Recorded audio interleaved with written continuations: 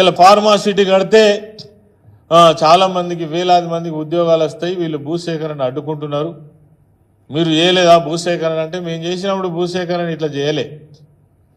భూ నిర్వాసితులకు న్యాయం చేసి వాళ్ళకు ఖచ్చితమైనటువంటి వాళ్ళ యొక్క డిమాండ్స్ను పరిష్కరించి ఒప్పించి మెప్పించి దాదాపు 17,000 ఎకరాల భూసేకరణ జరిగింది. తెలంగాణ రాష్ట్రం వచ్చిన తర్వాత అనేక ప్రాజెక్టులు పూర్తి చేసినాం. ఒక్క ప్రాజెక్ట్ అన్న ప్రజలకు అంకితం చేసినామని మాట్లాడుతుంది.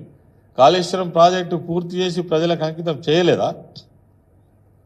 ఇలా నువ్వు చెప్పినటువంటి లెక్క ఏదైతే ఉన్నదో 63 లక్షల ఎకరాలలో మేము పంటలు వండినావు కదా, ఏడికెళ్ళి వచ్చినాయి నీళ్లు? ఎల్లంపల్లి ప్రాజెక్టు నుంచి, మేడారం రిజర్వాయర్ నుంచి, మిడ్మానేరు నుంచి కొండపోచమ్మ దాకా మొన్న మీరు బాహుబలి పంపులు ఆన్ చేస్తేనే కదా నీళ్ళు వచ్చినాయి. ఏడికెళ్ళి వచ్చినాయి? ఎక్కడేం చేసినావు నువ్వు? నవ్వుకుంటున్నారు నీ పరిపాలన చూస్తే ప్రజలు.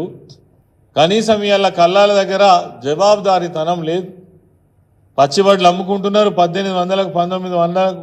పోయిన సంవత్సరం ఖచ్చితంగా చెప్తున్నాం 3200కు సన్నవడ్లు అమ్ముకున్నారు.